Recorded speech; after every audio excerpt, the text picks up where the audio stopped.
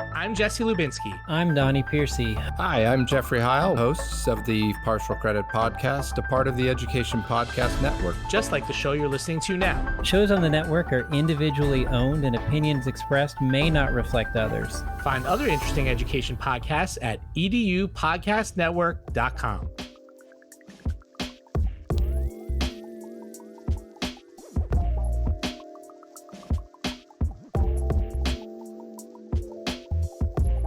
Hello, everybody, and welcome to another great episode of My EdTech Live. Thank you so much for joining us on this wonderful Tuesday evening, or it may be well into Wednesday, depending on where it is that you're joining us around the world.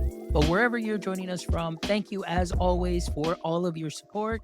We appreciate all the likes, the shares, the follows. Thank you so much to all our new YouTube subscribers. As you know, we're trying to get to 1,000 subscribers on YouTube. But thank you all for helping out with that. And again, like I mentioned, we do what we do for you. Thank you for your support. We love to bring you some great conversations and great views week in and week out. And today, I'm excited to welcome a very well-known guest to me personally that I've known for a while, but now he is a guest of the podcast. And I'm really excited to welcome tonight Mr. Todd McFarland. Mr. Todd McFarland, how are you this evening? I'm doing great, Fonz. It's great to be here, and I appreciate, very excited to be on the show. Excellent. Well, I'm excited again, Todd. It's I know it's been a couple of years since the last time that we, talked and that we connected. I know that you and your family have moved, and we kind of lost touch. But it's great that we were able to connect through the power of LinkedIn. And thank you so much again for reaching out, also, and your interest in being part of the show and joining the conversations that we have centered around education, but hopefully, as always, inspiring in all realms, whether you're a student, whether you're in industry, whether you're an entrepreneur, edupreneur, solopreneur, whateverpreneur. But thank you so much for being here this evening. So let's go ahead and dive into our conversation. So Todd, I always love to start with this first part, which is that superhero origin story. And this is a great way for our audience members to get to connect with you and know a little bit more about your background. So, Todd, can you tell us a little bit about your journey coming up from school and leading up into your current role? Sure. So I grew up in a small town just north of Dayton, Ohio. I went off to university. I went to Duke University and got a degree in mechanical engineering, and then went straight into industry, which is where I've been working for 30 years. I've spent the last 20 years in medical devices, working on mostly product development, getting new medical devices to market. And somewhere in there, and I'll say it out loud, after 5 attempts, did get a master's degree, and there were a whole lot of reasons why the first 4 didn't work out, mostly for family, personal reasons, couldn't make the schedules work, but did get my master's degree when I was in my mid-40s in mathematics. And I'm now chief product officer for a medical device startup that's based in Durham, North Carolina. Excellent. Well, that's great. And thank you so much for sharing a little bit of your background. And of course, congratulations also as well on your master's. I know that that can't be easy, of course, fixing those schedules. And I know that you did travel a lot. And of course, you did move from place to place because of jobs. But again, 40 years old, don't worry about it, my friend. I'm there too. And we're still learning and we're still working, but that's wonderful to know. So, Todd, tell me a little bit more. Just I know we hit your background shortly, and just in a little scope of just a little picture of what you've gone through. But being that we are here on My EdTech Life, and talking a little bit about education, and obviously wanting to know how we can connect our education world into industry and things that you, like, for example, are currently working with, which is engineering and working in the medical field and so on. Let's talk a little bit about that. As far as now, with the experience that you have, what would you say, maybe of our students today need to really pay attention to and really need to kind of focus on, so they can go ahead and follow maybe a similar path into of course, into the education realm as far as university, but even beyond university? What were some of the things that you went through that you found were like, man, this is definitely some great advice for anybody. Yeah, if there were two things that I could offer any student in any discipline, it applies to engineering, but I think it applies to any discipline. One is to don't stop learning when you get out of school, right? That's when your education really begins, is when you really start to see how what you learned in school applies to the work you eventually want to do. So being a lifelong learner, it's one of the questions that in fact I almost always ask when I'm interviewing people is, what's the last book you read? Because if someone tells you what the last book they read is, it tells you something about them. And you get those awkward pauses from the people that can't remember the last time they read a book. The second piece of advice, and this is the one I think is so key, and I think is what allowed me to achieve whatever success I had academically, is learn fewer things. And I know that sounds contradictory, but I think that is really what will make students successful, is learn less, but learn it deeply. And let me give you an example, maybe that'll bring this home a little bit. So remember, let's go back to like algebra 1. Remember the FOIL method? Remember first, outer, inner, last? Well, all that is the distributive property of multiplication over addition applied 2 times, right? So if you understand distribution or multiplication over addition, you don't need to memorize FOIL, right? You can memorize it if you want, but it's really irrelevant. So if you learn something deeply and you understand it and you can apply it to new situations, it becomes much more powerful. And to take that example even further, if instead of applying the distributive principle only twice, you apply it n times, you end up with the binomial theorem. Right? So I think it just shows that if you learn less things, it opens up a whole nother realm of applications, because you're able to adapt something that you truly understand. And you also start to see interconnections between disciplines. Let me give you an example. So let's talk about some phenomena. So heat transfer, current through an electrical circuit that has a resistor and a capacitor, free falling objects, radioactive decay, all of those phenomena are governed by the same mathematical equation. They're first order linear differential equations. So if you understand how one of them behaves and you understand it deeply, then you can look at any of those systems and say, I know what that's going to look like. I know what it's going to do. It's going to be an exponential decay function, and it's going to approach a limit based upon, starting from initial conditions, it's going to approach some limit. They're all going to behave exactly the same way. And that's one of the reasons I think that I studied mathematics for my master's, is I learned that if I can reduce a system, or if I can have somebody who knows the subject reduce a system to the equations, whether it's a chemical equation, a chemical system, a mechanical system, or electrical system, then I can understand how it's going to behave. Even if I don't understand the subject, I know what the system is going to do. So I know that sounds contradictory, but I can give you example after example of where learning less things makes things easier. Actually, I'll give you one more example, and then we can move on. So this was freshman year in college. I think it was our spring semester. And all the students were standing outside the physics classroom waiting for the previous class to finish so we could go in and take our first test. And this was introductory physics. It was a lot of the same stuff that you cover in high school, projectile motion and that sort of stuff. And one of the students standing there next to me was flipping back and forth through his book, doing his last minute studying. And he asked me, well, do you know the equation for a projectile launched at velocity V at angle theta to determine how far it goes? And I looked at him and said, no, I have no idea. I didn't memorize that. And he just looked at me like, well, how could you? That's going to be on the test. Well, yeah, but I know Newton's laws of motion. I know how the force of gravity on Earth behaves near the surface. I know that acceleration is the derivative of velocity. Velocity is the derivative of position. And from those four things, I can derive that equation in 30 seconds or so, and a bunch of others just like it. So it turns out that that question was on the test, except that instead of launching it on flat ground, you were launching this projectile off a cliff, so that the vertical position of where you start and the vertical position of where you end are not the same. Guess what? The equation you memorized doesn't work.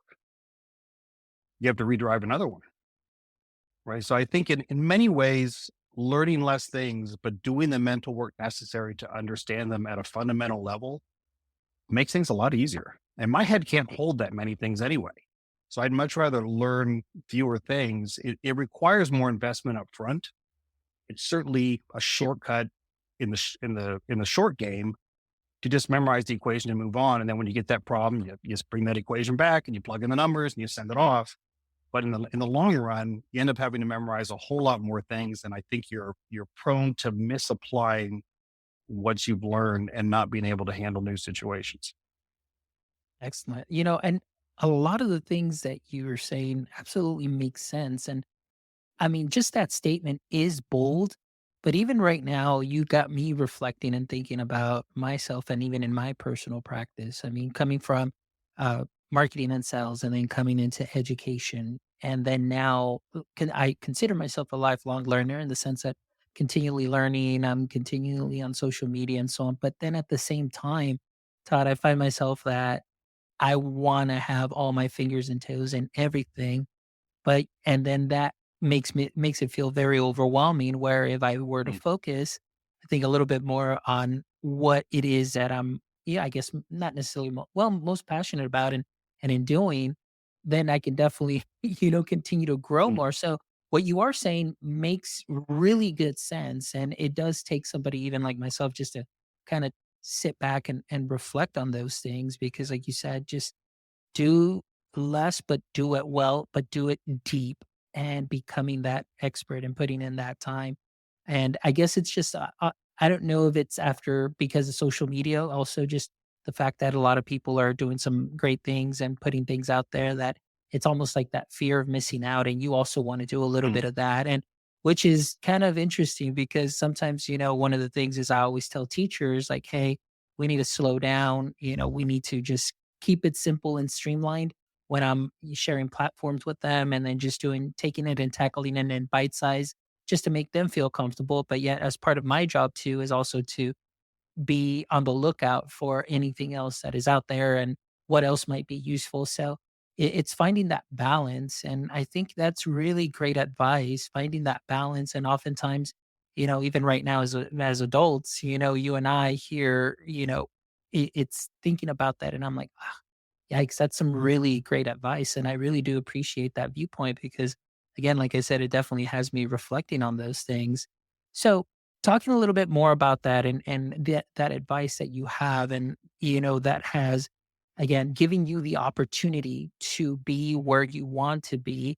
I want to ask you, Todd, what have been maybe some of the barriers that you have seen that you've had to overcome throughout the learning process, be it, K-12 or maybe even at university or higher ed?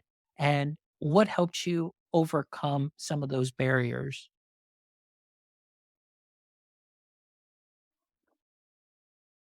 I think, as I said, well, first let me comment on one thing you said, and then I'll answer that question. I think you said the key word, which was balance. Right? I think that's the balance, and you obviously some things you want to learn. I mean, theoretically, and I'm going to stay on the subject of math just because that's what I know best. But theoretically, you could say, well, I'm only going to memorize the fundamental axioms of mathematics, but because from that I can derive everything else. Right. And that approach, obviously there's some point where it doesn't make sense because you're not going to have time to go from the fundamental theorems of math to differential calculus on a test. Right. So I think you have to find what's the right balance of where do I learn, which things are fundamental and which things are incidental. Right. And that's the separation you have to make between the facts as they're being presented to you, is which are the important ones to know. And I'm going to spend my time on those and really focus on them, and which ones are just examples of that. And I can kind of forget about those and just know that they're there. There was one other point I was going to make, but well, I can't remember what it was. But to answer your question in terms of barriers, I think it was that the learning something deeply is hard. You have to be willing to do the mental work, and I'm no different than anybody else. There were times where a concept I got stuck. I remember one at university, and it was Fourier transforms, and we were making the leap from Fourier series to Fourier transforms, going from series to integrals. For some reason, I couldn't get my head around the concept, and I was really trying to understand it. And I remember, and this is something I've learned that's worked for me over and over again, is just put it down and walk away. And what I would typically do is I would go for a run or go play a game of basketball or go to something physical, just move. And on this particular day, I went down to the track, and I wasn't really a runner, but I just took a run around the track. And while I was running, it came to me and I got it. And I found that works over and over. Just putting it out of your mind for a while and letting your subconscious, there's something that happens in there in your subconscious that it'll chew on something even when you're sleeping, and you'll wake up or you'll finish your game of basketball with a level of clarity. Now I get it. Right. And I think that's the way I handled when I was trying to learn something that for the moment was escaping me, is I would just put it aside and maybe come back to it the next day, switch to a different subject, work on that, and then come back and see if it made any sense. And there were times where I had to do that multiple times. I'd come back to it. Nope, still don't get it. Play with it a little bit, push it. But that's really where the learning occurs. And I think that's why many students find it easier. I'm just going to memorize it. I could have done that. I could have just memorized it and moved on. And it's in the short term, it's easier to do that. But I think in the long term, I just don't think you retain as much, and you certainly can't apply it as well. Absolutely. And you hit on a lot of great things there, and especially, and sticking to math, really. And the only reason that I'll stick to math too as well is because these last, what is it, 7 years, I've been working with an amazing math specialist for elementary. And a lot of what you're saying, I know we're talking more of the higher level math, but even at the elementary, he follows a very similar concept, like you're saying. It's really just following the standards, but making things easy enough that it builds off of one concept, like you mentioned. And many times I think that, as teachers, and even myself, when I first started teaching math, I taught the way that I learned. And so I learned with the standard algorithm and just say, hey, this is the way that we're going to do it. Why, Mr. Mendoza? Because that's just the way that we're going to do it. And again, many of the ways that I taught it was, like you mentioned, memorizing, like, learn what FOIL means. Let's do what is it, the butterfly method, crisscross this and do this and so on. So it's just a lot of mnemonic devices, a lot of those things. And so the students would just simply memorize. But you're absolutely right on that one point that you hit, that I think it's so important, that it's okay to memorize things, but if you don't really take them and go in deeper and learn them, it really, like you said, it's to me, I don't find it just the memorization being valuable. Like, I need to know, because you never know what that's going to build up on, and you're going to continue to grow, and then you're just having to relearn something. So I absolutely agree. And unfortunately, Todd, I'm going to let you know that there's probably a lot of that memorization that is happening now in education due to the standardized testing, the way that, knowledge is measured. It's almost like the pressure is there, and the teachers are like, no, no, no, I just need you to memorize this just to get you through the test. Student gets through the test, but they have no concept of what the learning that needs to take place needs to be. And when they go from one year to the next, there's a gap, and then there's another gap, because again, like you mentioned, one thing builds off of another, and again, that's something that we're seeing. So as I know you and I, very different standardized tests, and maybe even in different states.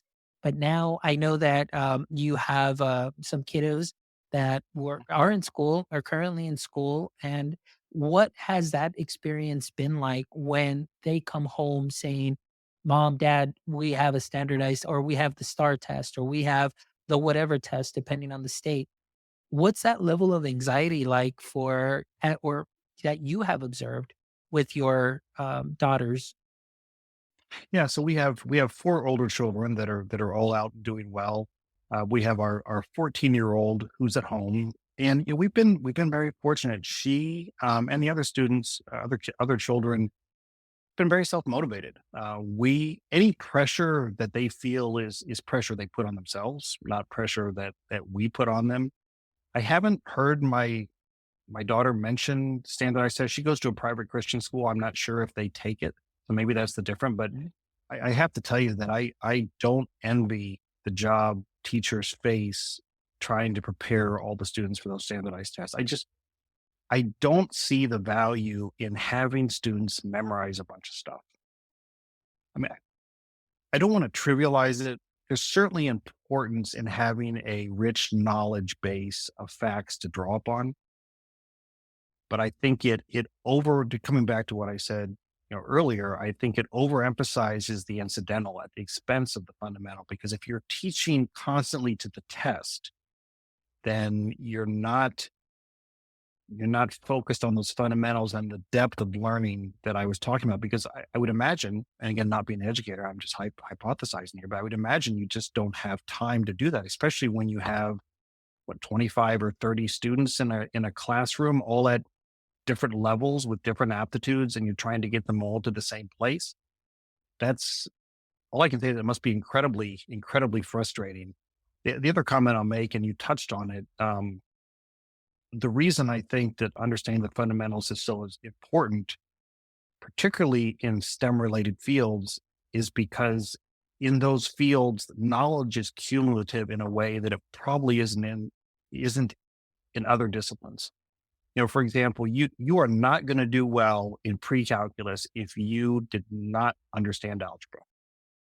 You're not going to do well in algebra if you never understood fractions.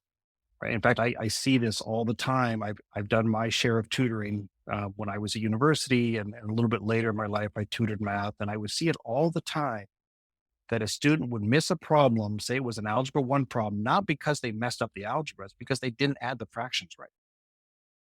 Right. And I think, math and particularly STEM related fields build on their way. You have to be able to retain that knowledge. And there's just no way to retain it if you're memorizing hundreds and hundreds of formulas. I mean, I couldn't do it. I think it's a little bit less forgiving in other subjects. I think you have a pretty good shot at doing well in world history, even if you didn't pick up much of what you learned in US history. But you almost get a fresh start. I mean, I think the context of US history would probably help you, but it's not detrimental in the way that not understanding fractions will impede your ability to do well in algebra. That's right. And that's something that's interesting too. And we'll kind of go along with that. Also, the way this conversation is going, because you're absolutely right. As far as the experience that I've seen, in K-12, in the public sector, very different than, yeah, in the private school setting where they do, some private schools, they don't do the STAR testing and things of that sort, which I find that it's great. There's less pressure on the student, less pressure on the teacher. You're actually teaching. You're going through the curriculum. One thing that I have observed, though, here, just to let you know, come January to May, that's what they call STAR testing season. And it's almost like everything shuts down and you're just in test mode from January to May. You're go, go, go, STAR review, STAR review. Students are just getting bombarded, cognitive overload like crazy. Students getting burnt out because they're seeing the same type of problems, going through the same skills, and it's just drill, drill, drill. And there really isn't any any additional supports or just additional ways of doing this, I guess multimodal ways of presenting the subject matter, which is interesting because one thing that you mentioned, which you are correct, you've got, 25 to 27, possibly 32 students in a class who all learn differently, yet the test is standardized, but they're all multimodal learners, which I still find it very difficult to understand. I don't know where they come up with this. And I wish that they would definitely either just get rid of the test or just change it to better suits all of our students, because really what I feel that it measures is the level of support that students have at home, maybe a reflection of that. And I'll just use this as an example. For example, some of our Southside schools in our district, our content specialists really don't worry about too much, even though there might be a data point assessment, which is a small little kind of unit summative test that they would take after a couple of chapters. Although there may be, some kind of red flags like, oh, caution here on this particular concept or here. They're like, nah, it's okay. Like, we know that they're going to be fine because they have that support from the community, like parents that say, hey, I'm going to take you to a tutorial service. I'm going to hire a tutor. I'm going to go do this or do that. And they're going to make it happen. But the real focus is on the North Side schools where there isn't that level of support or, support from parents that can afford to take their child to tutorial services and so on. So sometimes I feel like these tests, what they really do is they just really measure just the socioeconomic impact within our community. And also, of course, just create more of a gap within not only our district, but really districts everywhere. And that's something that I feel that we're kind of seeing in that sense where, the numbers don't lie and it's just getting, a little bit more and more, I guess, ridiculous in that sense, sort of because of funding and things of that sort. So, again, I'm glad that, you don't have to experience that. And you're absolutely right. It's something that many people won't envy the things that they have to do because it's that pressure that is on there. But again, because of that, going back to what you're saying, the students do really miss out on so much. It's just really becomes just test prep from third through ninth grade when they take their last test. And then after that, it's like ACT and SAT and so on. And it's just tests everywhere the whole time. And so a lot of times we're missing out on that creative component, the being able to, I guess, learn in the way that again makes them feel comfortable. I know when I was in the classroom, one of the things that I did was offer, multiple ways of students sharing that mastery of content in a way that they feel most comfortable with. And again, even though it was start testing time, I still went about my business and everything was fine. Nothing broke. The students all passed, and as a matter of fact, they did very well in the way that we were going through our curriculum, but still embedding some tech, embedding some, hands-on, doing a lot of those things and really diving in deep to those concepts. And I think that we're missing out on a lot of that. So, but another thing that I wanted to touch on is how this leads, and you mentioned into the STEM related fields. And of course, something like engineering, something like mathematics, and so on. So, in your experience, Todd, now that you are, I guess at the top of, your company, at the top of your game, from your experience, from the top looking down, what have you seen throughout, your years in industry as far as the level of, I guess, the level of workers coming in, or the preparation coming in from university? Has there been a significant difference in the years that you've been, in a high role? And can you tell us a little bit about what you may be seeing? Yeah, sure. I don't think that I've seen a difference in the quality of education that they're getting. Certainly there's a difference in emphasis. And they're certainly better equipped to use technology, for example. And I'll give you just as an example, one of the tools that's widely used in engineering are 3D modeling programs. You actually design now using 3D software. You don't design, the way I learned it, with a T-square and using pencil and paper. You design on a computer and you can do it three-dimensionally. And then you can take those three-dimensional models and you can actually send them to a 3D printer, or you can send them to a machine shop so they can actually machine what you're working on. So the ability to be able to use those tools straight out of school, I never learned how to use them because by the time they were a thing, I was past that point in my career where I would need to do it. So I always had to lean on some of the younger people to do it for me. And fortunately, I worked with some very, very talented engineers that were able to take care of that work, and they did exceptional jobs. So I wouldn't say there's a difference in quality of education. I would say there's a difference, obviously more emphasis towards the tools that have become available. But let me jump back to something. I just want to make sure I heard you right. You said testing January through May. That's half the school year. Well, I mean, we call it test prep season. I know the school yeah, starts, yes.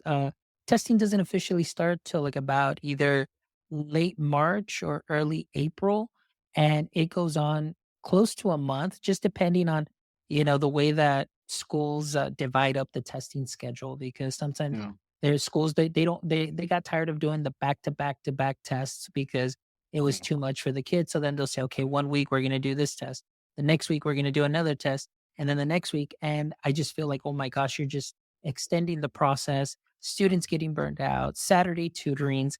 So we call it star testing season, but again, yeah. that's the main focus from January to May. Well, what I was thinking was you mentioned a couple things in your previous answer that really resonated with me. So one was just the length of that test season and the type of conversations that I think students are probably missing out on. There were, I think, one of the things that helped me as a student is I had a just phenomenal math teacher for 3 years in high school. His name was Gene Saxton. He is, I credit him today, for a lot of the success that I've had in my life because he taught me how to think analytically, critically, and deeply. And he did it by allowing conversations to go off in weird directions in class. And what occurs to me is, when you're in this test prep mode, you're going to lose those conversations. I mean, to this day, it's been 35 years since I was in ninth grade, probably, or something like that. And I still remember this conversation we had in freshman geometry where we were talking about parallel lines and we were talking about, how parallel lines don't intersect. And you can calculate if lines are not parallel, you can calculate how far away they're going to intersect based upon the angle between them. And we started having this discussion about what happens as the angle gets smaller and smaller. And that's how we got on this discussion was the angle goes to zero, the distance goes to infinity. And it went on all class. We talked about this whole thing because we were freshmen. Nobody knew anything about limits. Nobody knew anything about infinity. But we touched on all of that, which is 12th grade mathematics. And he just let the discussion go and kind of led us through us by asking the right questions. And I think that's the magic that I found that teachers have, that good teachers have, is they don't give the student the answer. They will give them incremental questions to get them to the answer so that they're the ones that have to think through it because that's how they learn. They have to do the work. It's like going to the gym. You can't have someone go to the gym and lift the weights for you, right? The students have to do the work. And the teacher's job is to, okay, how do I get this student incrementally by asking the right question? Some students you can probably make bigger leaps than others. Other students may need a little more help. Is okay, you couldn't make that leap. Let me make a smaller leap and let's ask this question to get them a little closer to the answer and then incrementally get the student there. In fact, I had one class in college. The first time I tried to get my master's degree in mathematics, it was taught during using the Socratic method. The professor never gave an answer the whole semester. We started off with the fundamental axioms and the homework assignment was, okay, now that you know those, prove these 6 things. And then during the next class, he would have students who were able to do it come up to the board and write down the proofs. And we would go through that. And then he would say, okay, now you've built this new set of knowledge. Now prove these 6 things. And from there, all through the semester, we basically got through an entire class in real analysis by doing all the proofs ourselves. And I think that's how you learn. And again, that's just what resonated to me when you talked about star testing season. I'm saying you don't have time for those type of conversations. The other thing that you mentioned, I think is so important. You talked about parents and the role that parents play. And I think parents play, I know in my life, parents, my mother in particular, because, she was at home when I was a young child, played a key role in just my intellectual curiosity, if nothing else. I mean, yeah, she taught me how to read and add and subtract. And I think I was even learning to multiply before I went to kindergarten, but it was more that she encouraged the curiosity and having that at home and having someone that will do that, I think particularly early in childhood is of incredible benefit. Yeah, no, I agree. there's a couple things there that I wanted to kind of glean from that you answered, and um, that I think are great. One of the things, the experience that you had with your teacher in high school is something that is wonderful, and being able to go in deep. And you, in ninth grade, and you were doing 12th grade, like mathematics, just through those conversations and really understanding those concepts. And is very similar to, I mean, even I was a fifth grade teacher, but even as a fifth grade teacher, being able to do that with my students, it's not impossible, but it's just really finding a way to do it in that is going to make sense. Obviously, you want to make sure that all your students are all on the same page. But the way that I did it was in a very similar fashion. It was like, hey, I'm going to introduce you to the concepts, but then after this, now you're on your own. You're going to dive in deep, and I want a presentation. You can either create a graphic, you can create a video, you can create this. You're going to work as a team, team leaders, and so on. So everything was really on the students. So it was great to see the students really taking that ownership.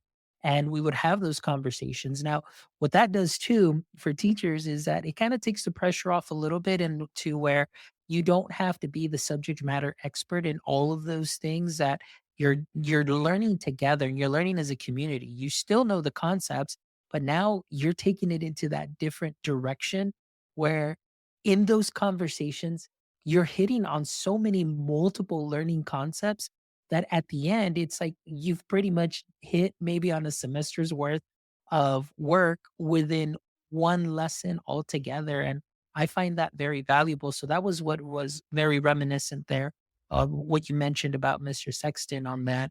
The other thing that I wanted to share on that was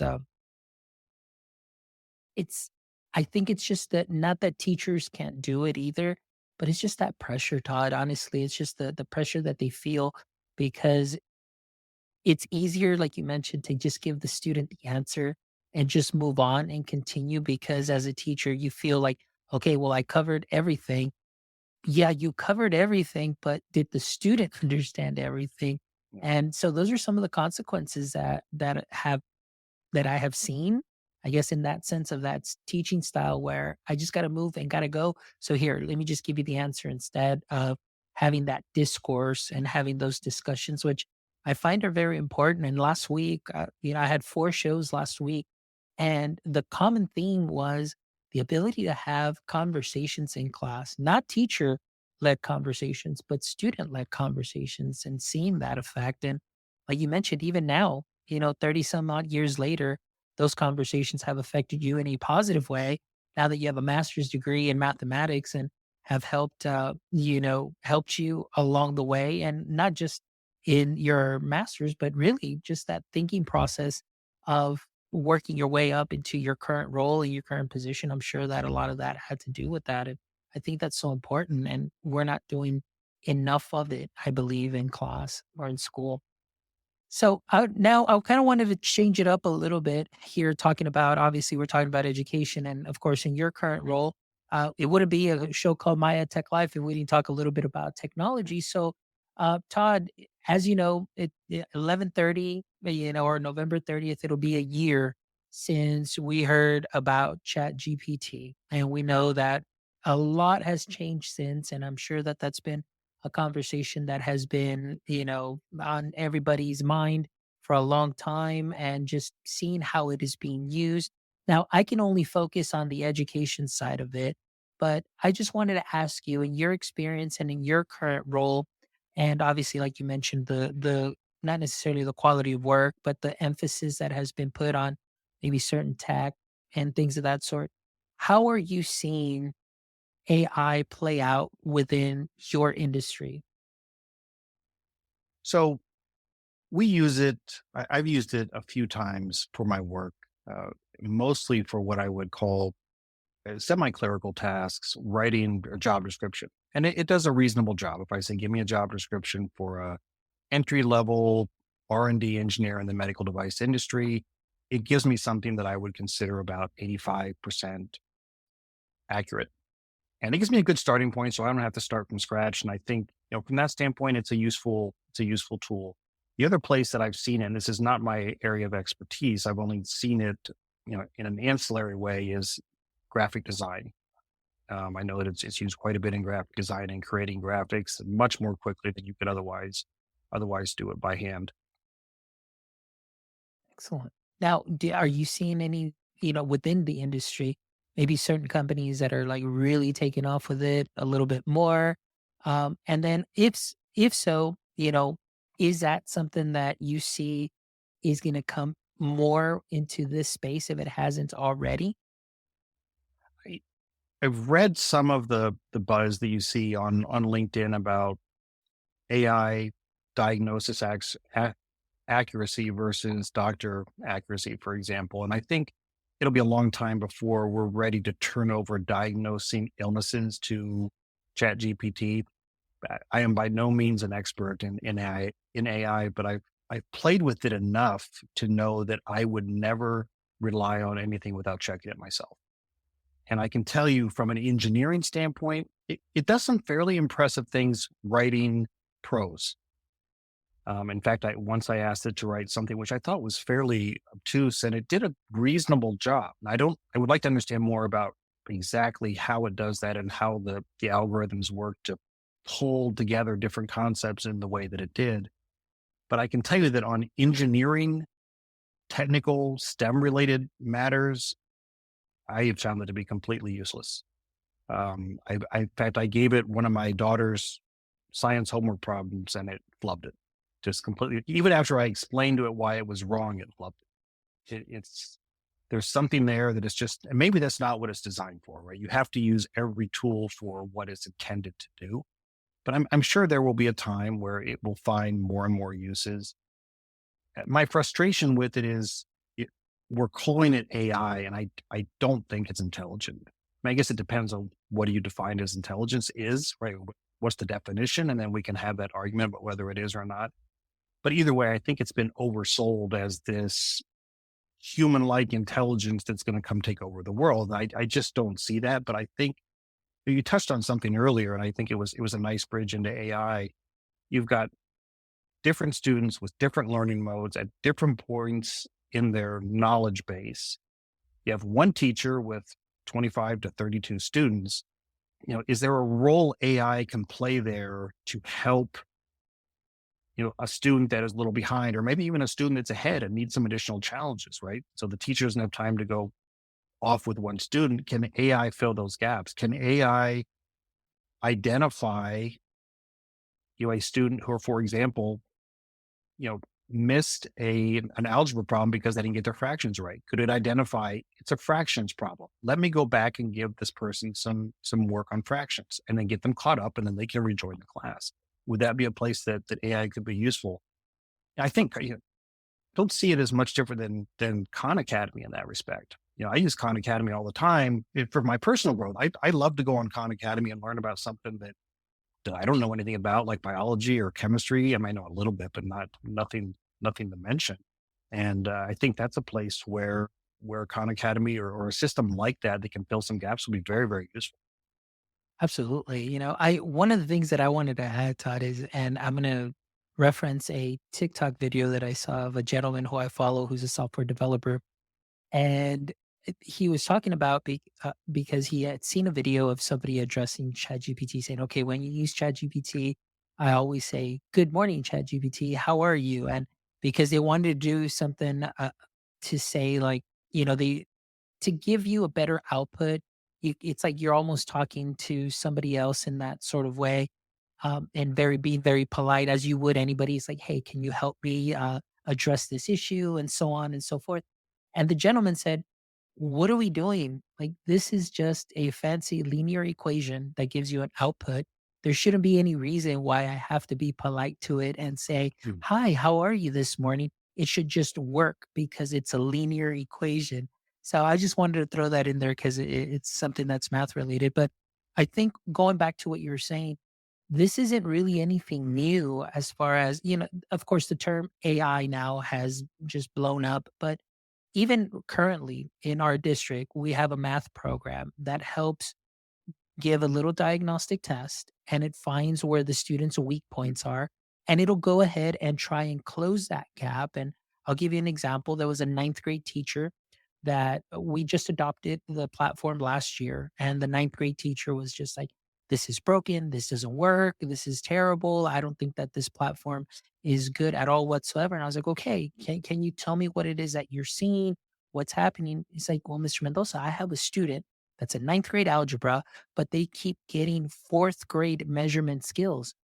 And I said, look, this shouldn't surprise you. Just because the student is at ninth grade does not mean that they've mastered every concept from K to eighth grade.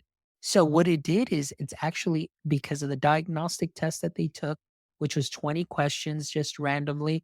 It said, you still need some help and support in this area. It still kept them at level, but it was giving them some of that additional support. Like you mentioned, multiple levels in one place, the platform already does that, but I think it's the hype of now because we never saw that algorithm and we never saw that uh, the diagnostic and the way it works. Now AI is like right up in our face, and now we're like, oh my gosh, like this is going to change things and this is going to do things differently. And yes, it can, but we also need to be very cautious with it. And I'm one of those that I will not put anything out or share any tools out because number one, my name's behind it, and I want to make sure that it's going to be something where if I feel safe enough to use it and safe enough for my teachers to use it, then I'll go ahead and share it. But I'm always very reserved because I'm always, thinking data first, privacy first, information first. And then, of course, I'll think of the outcome and, what it is that we can use it for. So I think that there is those two sides.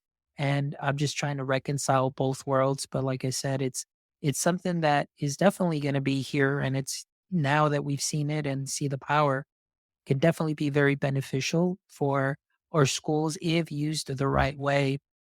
What I'm seeing, and I'll ask you right now in just a second too, of what if your daughters have experienced any of this yet or have used it for any of their schoolwork. But a couple of the things that I'm seeing is there's a lot of companies that are out there that really what they are is just a chat GPT wrapper.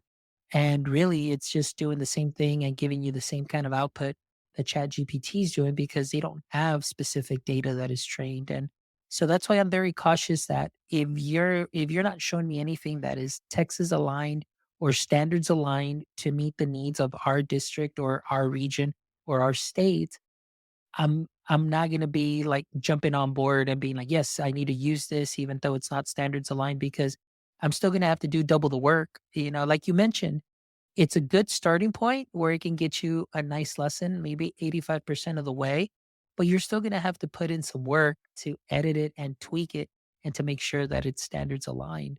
So I want to ask you, Todd, like what has been your daughter's experience? Has she had the opportunity to use it in school or just experiment with it? What is it that you might be seeing? To my knowledge, that they haven't taught it, and she hasn't been using it. I think with OpenAI, I can see it being very useful as a teacher's tool, a teacher's aid. I think it's detrimental to a student's education if they use it. I, Now, let me go back to when I was in grade school. That's when pocket calculators were becoming a thing, right? And there was the big debate: when should students get to use calculators? And the answer that our school system settled on, and I think most school systems across the country settled on, was you can use a calculator when you've mastered everything it can do, right? Because then at that point, it's just tedious work. There's no sense in having someone in ninth grade multiply two 3-digit numbers together. It's just tedious work that is preventing them from spending that time learning something more meaningful. So I think that's the right approach. Now the question is, how do you apply that to something that's much more powerful? How do you say, okay, students can use it when they've mastered everything that it can do? Because it can do a lot, particularly when it comes to writing. And I know this is a big issue, particularly in subjects that require a lot of writing. Now they have AI detectors to try and determine, did a student use AI to write their essay?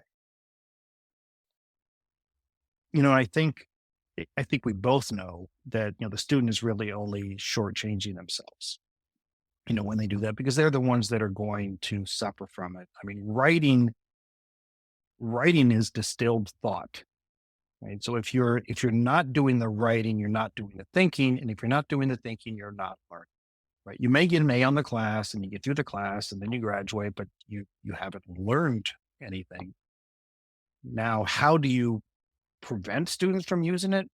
I don't know that you can. I think there's always going to be some percentage of students, just as some percentage of any group, that will look for a shortcut, right? And I don't know that you can necessarily prevent it. I don't think the answer is, well, since we can't prevent it, let's allow it, right? I don't think that's a good rationale for why you allow something. I think you stand by the rules, and I would be very, very hesitant until I saw data that led me to believe otherwise, to allow students to use it, particularly to do writing assignments. Now, I think there's certainly, as I mentioned, uses for it in the industry when you're doing something trivial, like give me a job description for this, then I can edit, or give me a two-way non-disclosure agreement. I could, that would be, I think, perfectly useful examples of it. But, the whole point of education is to do the thinking and learning yourself, right? And the difference between a calculator and OpenAI is you can already do everything a calculator can do. You cannot do everything OpenAI can do, right? So by letting it do it for you, the students are sort of changing themselves. So I would love to say, in an ideal world, limit it to use as a teacher's aid to help them, particularly to address students that have gaps. Like you said, it's not uncommon for somebody to have a gap in fourth grade. Maybe that's the week they had chicken pox. They missed that assignment, right? I mean, it happens, or maybe they were just having a bad month at home, or who knows? And you can say, okay, Chat GPT can go fill this gap for me. Or maybe it's just Khan's Academy, whatever, but they can go fill that gap and the student can keep the rest of the class on track. And then the student can rejoin when they're caught up. Excellent. I don't Yeah. know there's an easy answer to it. I don't think there is. Yeah. No, and I don't think there is either. It just all depends, like I mentioned, it's really up at the discretion of the teacher too as well. Now, I know that, for example, my school district, they shut it off completely for all students. So students do not have access at school with school devices. Obviously, we know students have cell phones, so they can go ahead and access that and so on.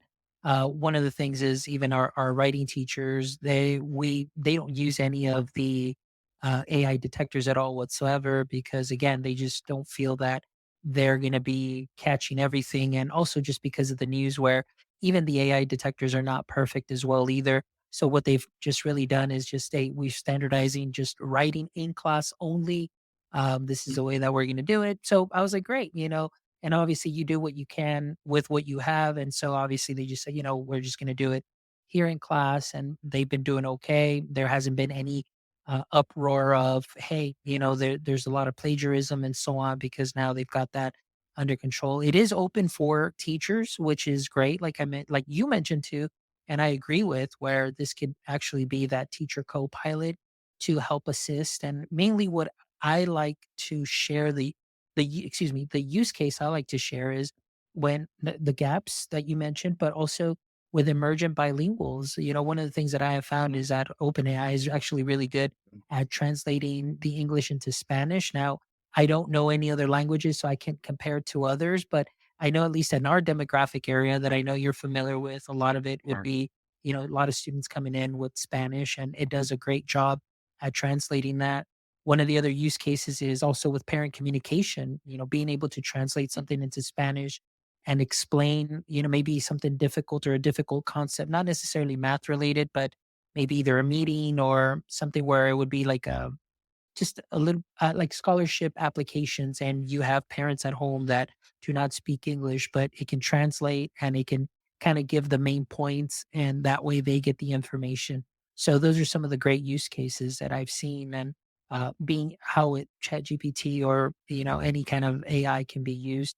But again, like you said, we don't know how it's where this can lead, where it can go. But hopefully, like I said, we need to be very cautious. And I'm always very cautious more of the data aspect of it, and, Mhm. protecting our students' identity, protecting our teachers, protecting any kind of information that is out there. Because in the end, I mean, we don't know where that may be going. And although somebody says, well, we have an enterprise version where all your data is kept safe, we all know that there is nothing 100% safe out there.